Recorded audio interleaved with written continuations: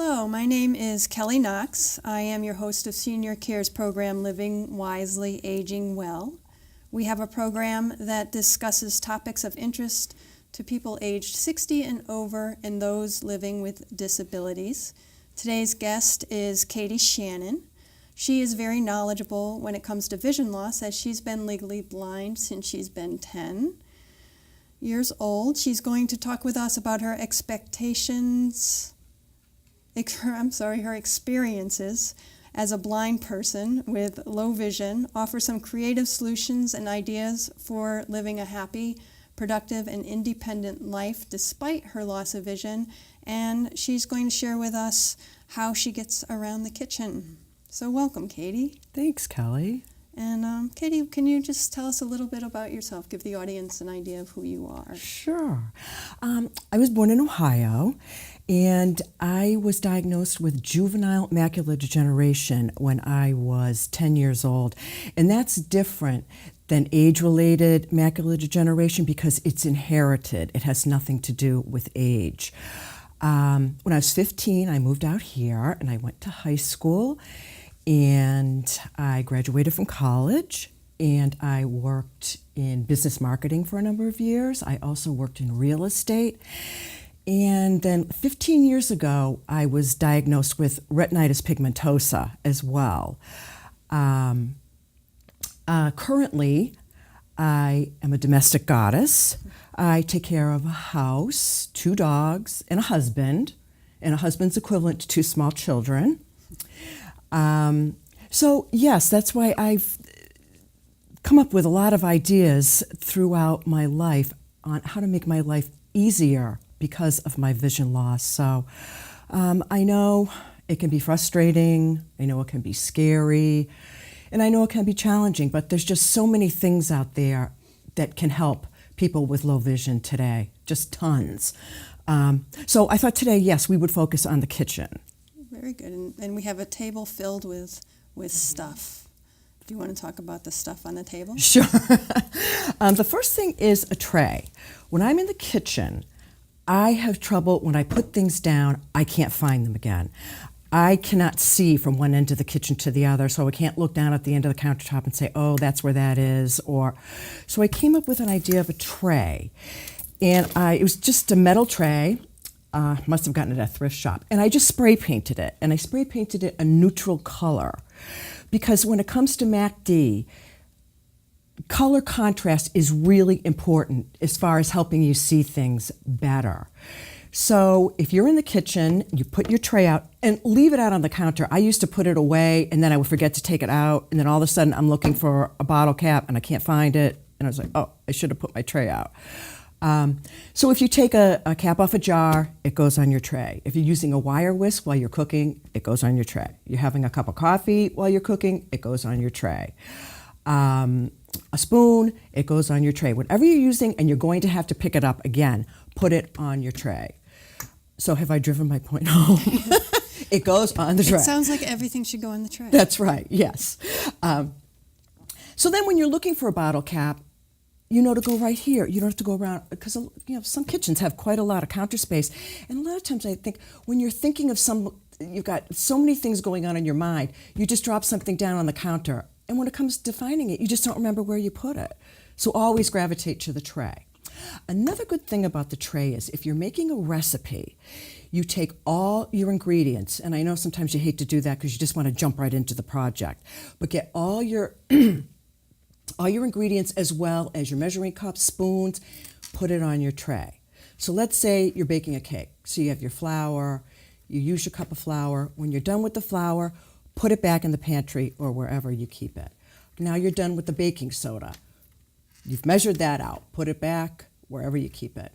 So let's say you get a phone call and now you come back and you've got a bowl of white stuff. So you're like, gee, did I put the baking soda in there? Did I put the salt in there? Well, you know you've put the baking soda in it because the baking soda is no longer on the tray. You know the salt isn't in because the salt's still on the tray. So I find that really, really helpful. Just take the time to put everything on here before you start cooking. And it'll avoid a lot of frustration, which you don't want to get into the frustration zone. I refer to it as the frustration zone because I think when people get frustrated, it's the same thing as beating up on yourself, and nobody deserves that. So you want to try and do whatever you can to stay out of the frustration zone, because also too, when you get in that zone, the longer you stay in it, the harder it is to get out of it. So do whatever you can to just stay away from the frustration zone. What do you have next on the, Let's see, the next on the list is a salt container. oh, okay, So there's your thank you. I was having trouble taking your typical round container of the Morton salt with a little metal spout there and measuring it into a quarter teaspoon without spilling it all over the place. So I just came up with this idea. I have a glass jar. I put the salt in the jar. I labeled it with white on black so it's easier to see. So when I want my salt, all I have to do is open the jar, stick my teaspoon in, no mess, no spills. And, save your glass jars. Don't throw them away because they make great storage containers. And plus you can see what's in there as well. Okay. Next on the list is measuring cup and spoon. Okay. Now, these measuring spoons I got at the dollar store for $1. Shocking, I know. And what I liked about these is they're a darker color, and then in white is written the teaspoon, quarter teaspoon, whatever it is. So there again, you've got contrast to help you see what you're doing. And I always keep all my my teaspoons together, nesting. So even if by some chance I can't read the what's on the teaspoon, when they're nested, I know the largest one is a tablespoon, the next one is a teaspoon, half a teaspoon, a quarter a teaspoon. So when they're all together, it's just easier to figure out which is which. And here again is more contrast. This is a measuring cup. This is a half a cup measure. So they have the dark circle with the light 1/2 cup measurement in there. So that makes it easier to see as well. And is the cutting board It next? is, the next one. Okay. Yeah. Then here we have a cutting board.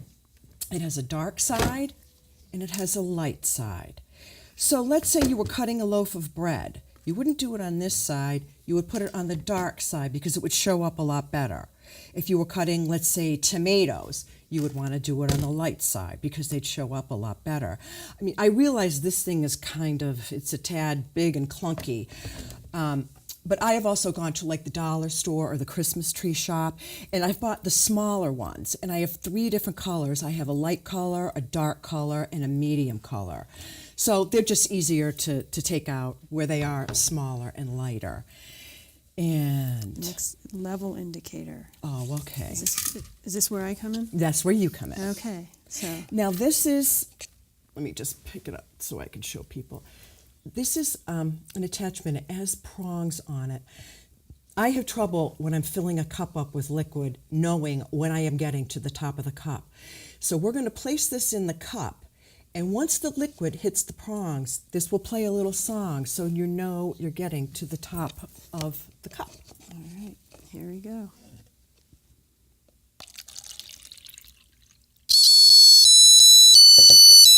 A twinkle, twinkle, little star. Want to sing along? No, In the sky. people would be really horrified if I sang. Okay. So I'm going to take that out of the water. So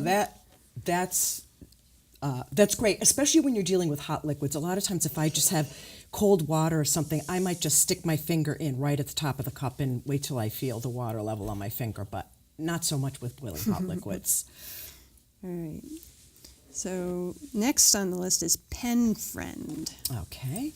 Pen Friend is a labeling device. This is what a Pen Friend looks like. Here I have a jar of coriander seed. So what I've done is it comes with a sheet of labels. They're just adhesive, so you stick the label on wherever you would like it, on the jar, on the top, on the side, wherever. So I've stuck the label on here. Now, I want to label this so I'll know it's coriander seed. So I turn my Pen Friend on. Okay, going to hit the record button, going to point it at the label.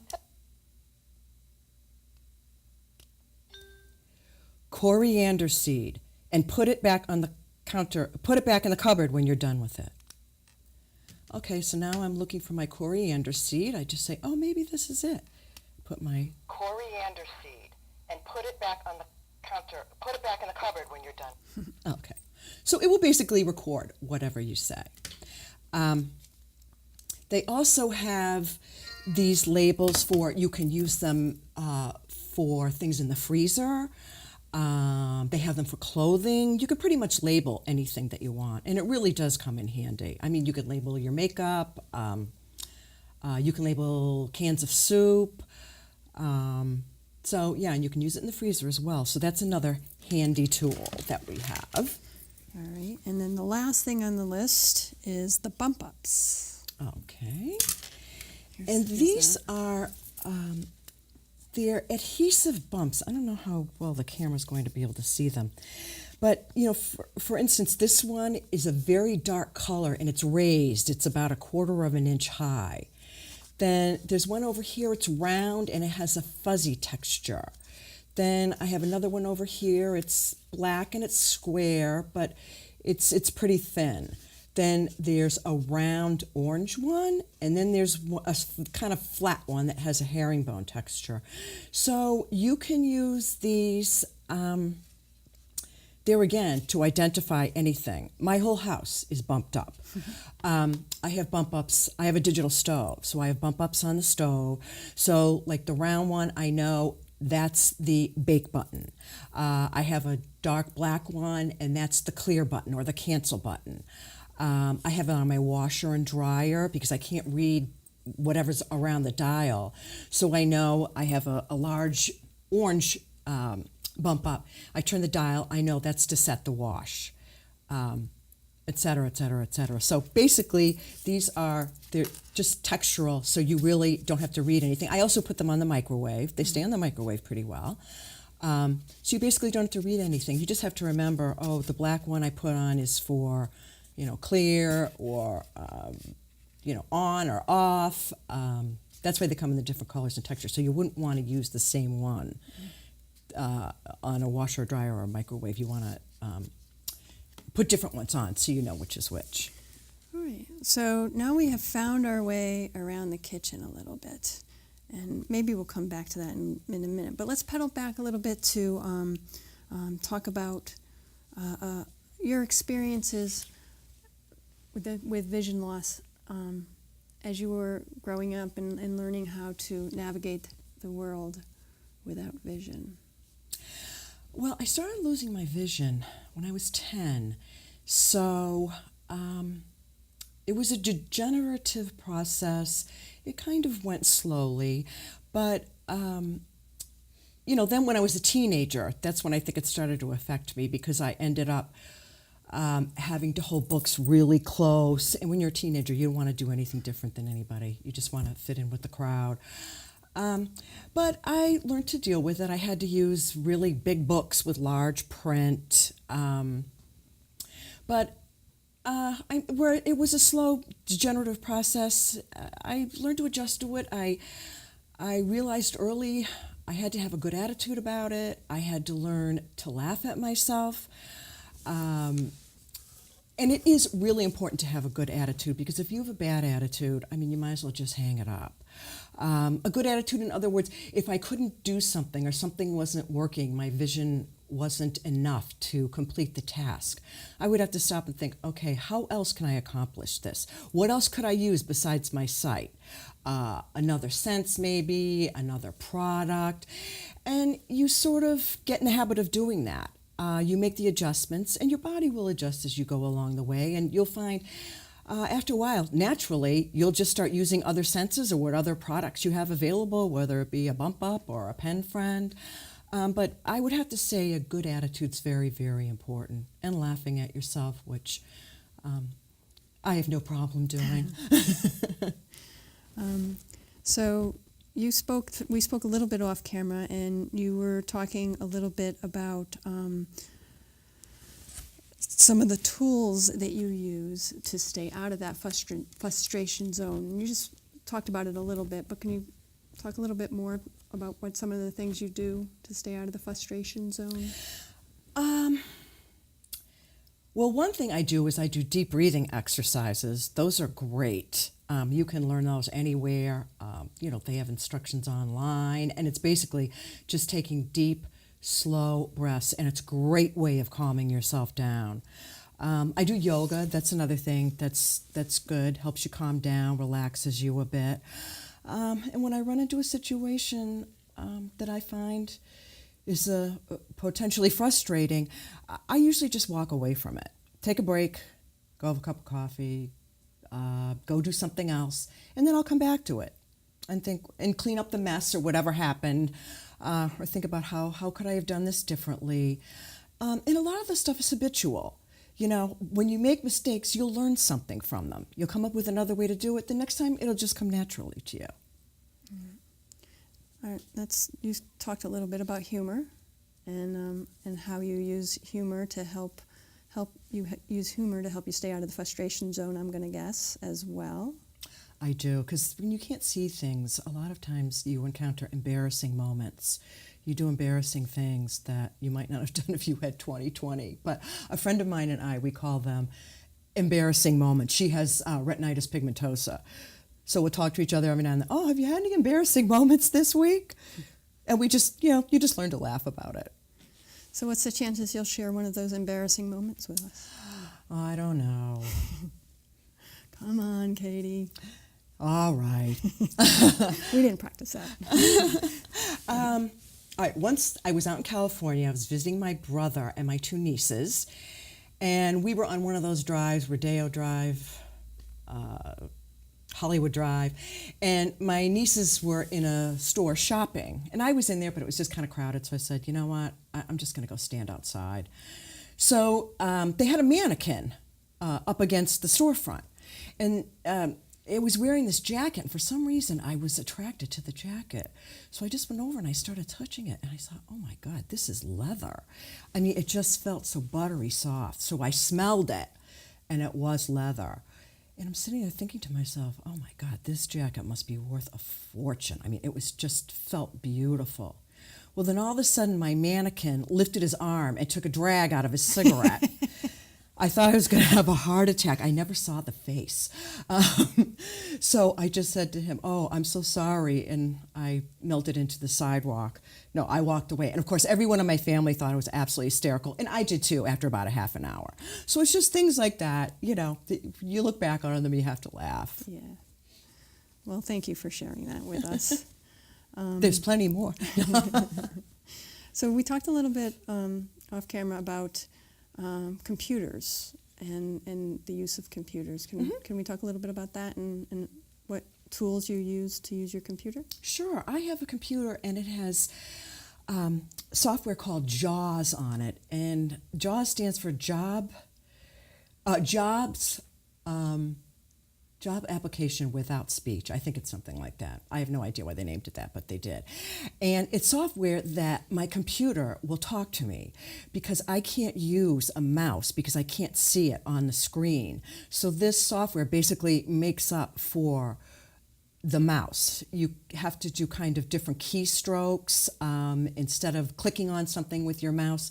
So there is quite a learning curve there to learn how to use this particular software, but it's well worth it. So anything that's on the screen, my computer will read it to me. When I'm typing, it will tell me what I'm typing no matter what letter I push. It'll say A, B, C, D. It will go back and read things to me. So it's absolutely wonderful for me. I mean, I have recipes on there. I do emails. I do Microsoft Word. It's just such a lifesaver for me.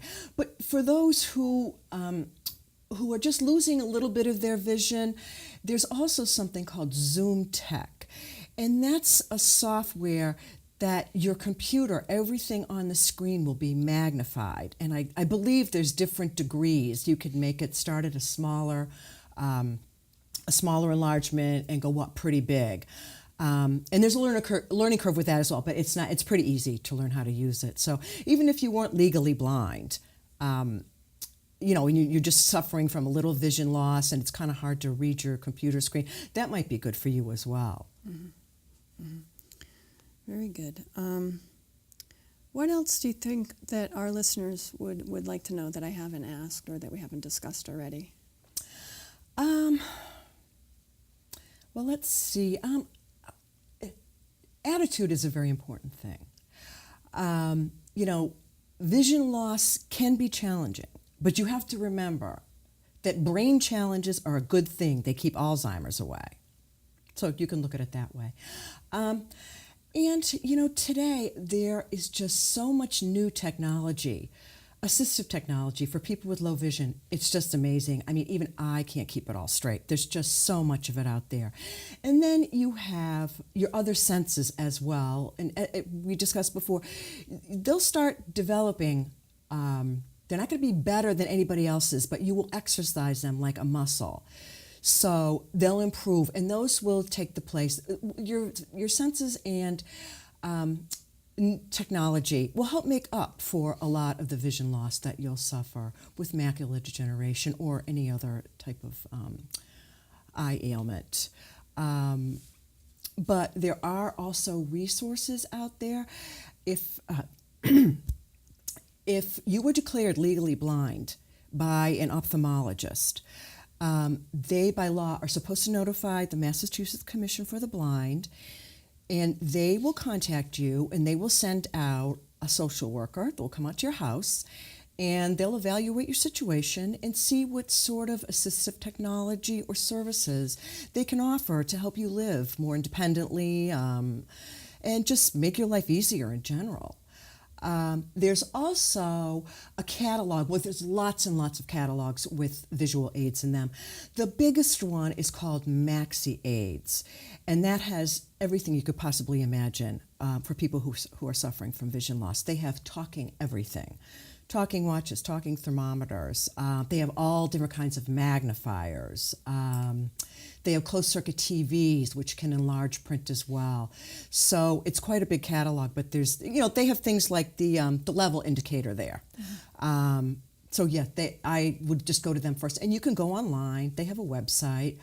But I believe we have a number for them as well as a number for the commission. I do. The number, if you want to call Maxi Aids, it is 1-800-522-6294, and Mass Commission for the Blind is 617-727-5550. So, anything else you want to say? Well, sure. If anyone has any questions or they're looking for resources, they could always just contact you and you can contact me. Sure. I'm perfectly willing to help anybody, with anything if you have any questions. I'm pretty experienced, so I guess I'm pretty jaded when it comes to vision loss. So, well, you do have a great sense of humor, so it's been a pleasure chatting with you. Thank you. And I want to thank you all for joining us and watching Living Wisely, Aging Well today. I hope you found the information that Katie shared with us helpful. And as she said, you can give me a call. If you wanted to get in touch with Katie, you can reach me at 617-281-1750. And I'll put you in touch with Katie in one way, form, or another. And again, let me repeat the numbers for Maxi Aids and Mass Commission. Maxi Aids is 1-800-522-6294, and the Mass Commission for the Blind is 617-727-5550. And again, thank you for joining us, and I hope to see you again next month.